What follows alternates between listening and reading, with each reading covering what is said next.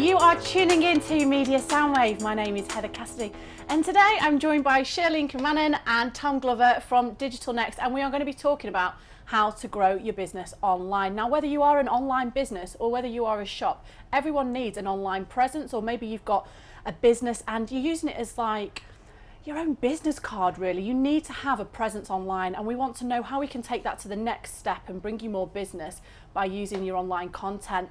Now, the guys, Sherline, you are head of paid search. That's right. Tom, you are head of content. Correct. Can you tell me the difference between your two roles? Sherline, if we want to start. Yep. So basically, I head the paid search department. We are basically into online advertising. When you look on the Google search engine, for example, when you look for a keyword, you have some sponsored listings that comes right at the top, and then you have the organic listings just followed next to that. So any sponsored listing that comes on the top, that's the work that we actually do. That's right. And what's the best way to describe AdWords then? Is that the best way to describe it? I would probably say AdWords is primarily works on keywords. That's the main basic. So how does it work? How do people do AdWords then? Say for example, as an advertiser, you can choose the set of keywords that you would like to appear for. You can also choose how much you would like to pay for a click. So essentially, so pay-per-click. Exactly. So if somebody doesn't click on the advert, you're not charged. However, if somebody clicks on the advert, obviously you'll be charged. And if people have heard this term before, will they have heard that as PPC and pay-per-click marketing? That's right. So they may have heard PPC, pay-per-click, or AdWords. So there's the different ways of describing it. But exactly. It's all one and the same, basically. It's all one and the same. That's right. That's right. And Tom, can you tell me about what you do with the content? So I head up the content team. So we have a number of writers internally, and they write anything from website content to blogs to various other different means, be it ad copy, which ties in with the paid search. All right, how does that work? When you're actually constructing the campaigns that Sherline would be creating for our clients, we'll write short, succinct text that will help to just sort of engage the user. So what kind of text are they? So say if you give me an example of a kind of website that you might be doing. Oh, mine. You guys are going to be doing mine. So these guys over at Digital Next, I'll ask them more about Digital Next in a minute. So if you've not heard of the company, people know, and it's not just a word thrown out there. But the guys at Digital Next have done my website. So if you've been on my website, www.mediasoundwave.co.uk, hit the subscribe button while you're there, by the way. You'll see the wonderful work these guys have done. I've been absolutely blown away. So you guys haven't done my website. You're part of the big team over at DN. Yeah, that's right. But the guys that have done it, I am so impressed. I am on the phone all the time, bugging Chris non-stop. Sorry, Chris. Sorry, Jan. Sorry, everybody, Janella and everybody involved. But it's such a great team, and I've asked for so many tips and so many pointers and had so much help along the way. And now I'm going to be annoying you guys instead now that my site's out there. And I just really wanted to know, as a business owner, what it is I need to do to grow my business online, because I have an online business. Yep. But also, what is the back end? I'm quite nosy. I like to know how things work, and obviously, I personally think it's good to get somebody else to do the job, and quicker and more professionally, rather than doing myself, because if I did it myself, it'd take me all my time. I wouldn't be able to do my own job, but I'd lose the time when you guys can get it done properly.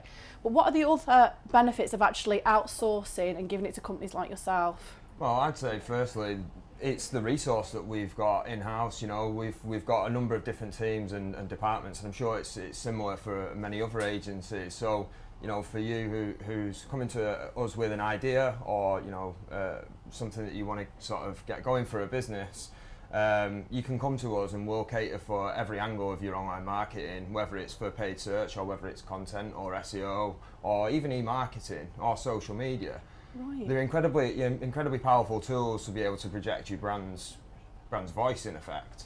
So what kind of tips do you recommend for people to grow their business online? So the first thing I would say is to have the right kind of website. Functionally, it should be good. It's not just the design, but easy functionally. to use. Yeah. Exactly. In terms of the usability, it has to be spot on. Sometimes I go on a great company site, and I don't know whether it's me or how I'm using it, but sometimes I'm like, actually I can't see. Yeah. And I'm quite impatient. I like to be able to get access to information like that. Sure. I like quick information, so I like things to be able to read easily. That's right. So you need a clear website, obviously, for people like me that don't want to spend too long on a website looking. The content that goes in as well, it needs to be original, it needs to be transparent and clear. Exactly the way you said, where you can find that information, it needs to be pretty much clear in terms of the navigation and everything. I always work like explain to a 5-year-old. I want it quick, I want it easy, I want it plain English. I don't want to be thinking, actually I do understand this, but I've got to think it over a few times. I want to just get it there and then and get on with my work. Well, the best form of content is ones that it does deliver a short and succinct answer to, you know, a question that you're looking to raise in effect. Because if you're visiting a website, you're going there for a particular reason or purpose. You're looking for something, whether it be, you know, you're wanting to buy some new shoes or whatever that may be. It's all part of that customer journey that's far more complex than just, you know, traditional forms, if you like, where you can walk into a shop and you pick up your products and then you walk out. It's a lot more complex than that, because you'll access that website via various different means. Whether it is coming through Google or whether it is, you know, from an email mailer that we've sent out with tasty offers on new shoes. I think it's the moment of truth, right? I mean, traditionally speaking, if somebody wants to buy a shoe, obviously they look at an advert, they go to a shop, they feel the product, they like the product, then actually they make the buying decision. But these days it's not the same, because you just go on the web, look for the reviews, look for, you know, what other people are actually talking about the shoes, who have used it, and so on and so forth. So I think that's the thing, isn't it, when you buy online, sometimes it's nice to have a review or to hear about other people that have bought it, because you want to know that when you order it, what you get is what you've actually seen in a picture, because sometimes online it's not. No. True, that's very We've all been there. We've all been there. I bought a dress that looked like a yellow tent at one point that my mum thought was hilarious when it came. She was like, "What have you been buying now?" I think the reviews are quite important in today's age, because that's exactly makes or breaks the buying decision. So when people look at it, you know, they read all the reviews. Pretty much everyone who buys anything online reads through all the reviews, and then actually they decide whether to go for it or not. And the buying process itself has to be quite simple. You know, how it's like we use like one stage checkout for any e-commerce site that we generally do. It's not like you know, add the product to the cart and then you go through a complex steps. You have to make it as simple as possible. Very clear call to action. Add to the cart, checkout in one stage. And as quick and simple as possible, so people don't get put off buying when they've chosen. Exactly. Sometimes you do though, don't you? Sometimes you're like, I want to buy this product, but because a simple process isn't there and it's complicated, you go, I haven't got the time for this, I'll do it later. And then sometimes you'll just go out and you'll get it from somewhere else. Exactly. Well, the power's in the consumer's hands when it comes to online though. So there are many lessons that we can learn from traditional marketing and applying to more digital forms. So going back to the reviews that we were talking about through Google, you know, that's effectively just word of mouth marketing, but in an online space. True. I mean, just going back to the question that you asked, how to grow the business online. How to grow your business online. So in terms of the first step is to have a clean website, a transparent website, information that is clear, succulent. Second thing is to understand the audience. You know, what kind of audience you basically want to come onto your website. So how do you increase the footfall? Obviously, you can do a lot of things online to increase the footfall. One, obviously, you have to do the search engine optimization, basically choosing the right kind of keywords. How does that work? So now Google has got a tool called Keyword Tool, through which you will be able to understand what type of keywords that people might use to come to your website, and the number of searches per month and in different locations. So we need to start with the keyword research. So what type of keywords that generally the public actually use, you know, as a user to find you. Okay. That's the first step, to understand what type of keywords. Then you need to optimize your website or your different pages for that particular keyword. And is that done through content? Yeah. Primarily through content, but how there are two else do you do it? Yeah, there are it's a two-step process in terms of SEO. One, we call that as on-page optimization. So in terms of how Google reads that particular website, you know, Google has got a set template. Is Google like me? Does it want it quick and simple? It does, but I mean, obviously a simple website is pretty good, but then Google looks at more than 200 different parameters on that particular website, because that's a lot, isn't it? Exactly. So the algorithm actually keeps changing and it gets tougher and tougher, or there are new elements which are added to that algorithm. So Google reads your website, and so the website has to convey the information that Google is actually looking for. So that's what we call as on-page optimization. Okay, the second step is to do something called off-page optimization. So when we talk about off-page, that's where content primarily comes in. So we will write different pieces for you. So you'll help people write the content for their site? Yeah. Not just the site, but also say, for example, Just articles. yeah, So Like we'll blog sort of- articles. Yeah, so we'll try and find contributors or blogs that have been set up independently by I don't know, somebody that's into a particular product Like or your fashion service. bloggers Exactly, and yeah, sports just bloggers. exactly like your fashion bloggers. So this is where influencer marketing is really powerful, because when we talk about recommending products and that you wouldn't really look to go and buy a product had it not been recommended to you, you know, when we look at influencers and how broad their reach is in terms of the number of followers and how wide their audience is as well, you know, they've got a real sort of platform to project whatever information that you're trying to convey in regards to your brand. Now, obviously, in 99% of the times, a lot of these are going to be genuine people that are just recommending this product because they like it so much. And at the end of the day, you know, if credit where credit's due, if the product's great and If you people bought a great like pair it, of trainers then exactly, or you know. a great bag. Exactly. So now that's SEO for you. Okay. Now SEO is one method of bringing the footfall. But again, the process could take a longer time. Because everyone always knows that they need SEO, but people might think, I can't afford it, Yeah. or I don't actually know what it is. It keeps getting bandied about, this word that I need SEO, but what is it? So Yeah. that's great to find out that there's so many different parts of it, Yeah. and it Yeah. isn't just keywords. I always thought it was, if I wanted to write a piece about bags, I would put the word bag in a lot of times. Well, the old school forms of SEO, that is, But you it know, the kind changes, of doesn't way. it? It 100%. constantly It changes. constantly changes because, you know, there are people who are trying to cheat the system as well. So you have some black hat activities which also happen. So Google has to, you know, be stringent about the policies. I mean, about the algorithm that they actually look for. You used to work at Google, didn't you, before That's you went right. over That's to right. I Digital used to be a Next? contractor for Google. I used to work in the Leeds office. I used to train the account managers. In that office, we had around about 120 account managers. So I was a product specialist. So you know exactly how it works and all the different bits. Pretty that much make in it terms up. of AdWords, yes, because when I was working with Google, I was actually training the account managers how to use the product and what is the best practices that needs to be followed when Okay. you actually build a campaign. Now, as I said to you, SEO is a good thing, but it's a long-term process because it I was could going to take say, it's like an uphill climb, isn't exactly, it? exactly. It could take 3 months, it could take 6 months.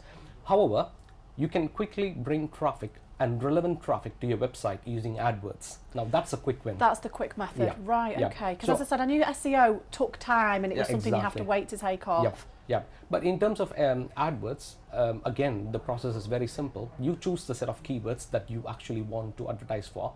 You choose the bits that you actually want to pay to Google. And it's a pay-per-click system, as I mentioned to you earlier. And basically, you write an ad copy. For writing an ad copy, there is a protocol that needs to be followed. You have the headlines, you know, which has got certain character limitations, and then you have. Is that like clickbait when you click on an article in a newspaper or something like that? Something that will In a make way, somebody but want to less click onto it. less spammy. Less than spammy. clickbait, yeah. Yeah, because Google has got its own protocol, so it has got rules in That the you way- have to follow. Exactly, exactly. So you can't spam somebody, or you can't claim something. Don't that worry, is- I'm not trying to spam people.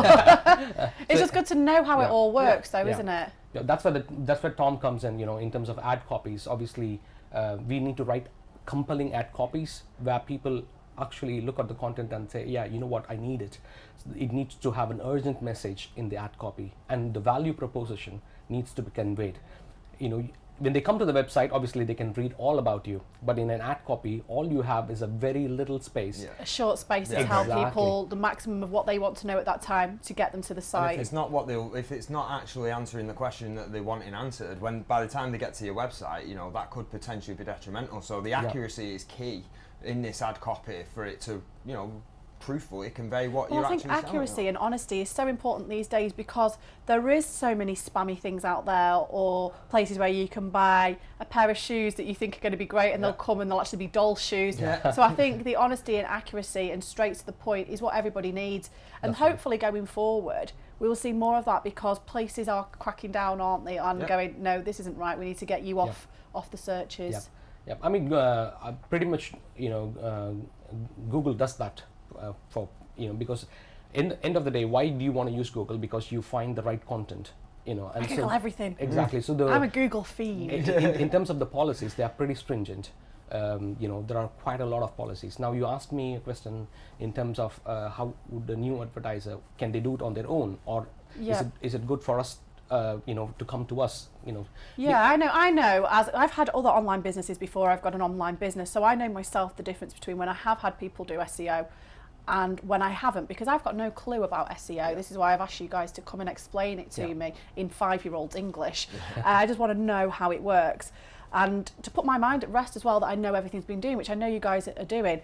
But it's the difference between, okay, I've had a great website in the past, but maybe there was things about it that needed changing, but why haven't I had hits? Why haven't I had enough hits and sales? Because I've had an online shop, and one day I might have something really great selling. I might have put a really good blog article out. I used to have a blog with 120,000 readers. So I might have a really good blog and I might have sold things that day, but I might go a few days without selling anything. And because I wasn't having a company doing my SEO and things, and I was trying to do a lot by myself, I know that you can't run a business that way. No, you're good at what you are selling. So that's I can write a good article. Exactly, but I don't know the different things that I need to tick off the list. Yeah, exactly, and that's where we come in. I mean, even in terms of AdWords, if you look at it, there are quite a lot of agencies which does this work. There are millions of agencies, but Google has got its system where it actually it's a two-tier system where they call some as Google partners or Google Premier partners. Now we as an agency, we are a Google Premier partner. Only 3% of the agencies in the UK actually have that status. So it's not very many at all, is exactly. it? So and that just means you're ticking all the boxes of everything they want. So it's definitely going to get used by Google where it's needed. That's right. And let's put my mind at rest. To get a premium partner status, that means you need to have the right kind of people who need to work on the projects, because they need to have certain qualifications. They need to clear some exams, So it's that way you know pretty much the people who are working on your project. It's not a sticker you can buy. Yeah, exactly. And all that star chart. And also it's like Google has got an internal mechanism where they actually look at around about 80 different parameters in terms of the best practices of how the campaign is being built. So they look at that and they score us. And based on that is how we get a premier status. So in terms of the best practices, so we need to follow all the best practices, either whether it's a display campaign, whether it's a search campaign, whether it's a shopping campaign, you got to follow those best practices. Once you follow those best practices, you get the premier status basically. So, and that's the prime reason I would say, because a lot of people I have spoken in the past have come to us, they have done advertising and it has failed. The product has failed them. That's what they think, but it's not the product, but it's the people who actually. You can have a great product, can't you? But if nobody knows it's there, well, you've got to expose your brand. It's like parking a car in a car park, isn't it? The internet. That's how I always see it. But unless you're actually shining a light on it, how does anybody know where you've parked? Exactly. I never know where I've parked my car. That's it. But there's multiple platforms that you can advertise your business across. If you think of social media, well, you could fragment that into 6 of your main ones, if you like, where people are going to be spending time on there every single day. Social media is so important for anything these days. But again, it's just a platform to project what message you're actually trying to convey, and trying to build an affinity with your audience that's literally connected.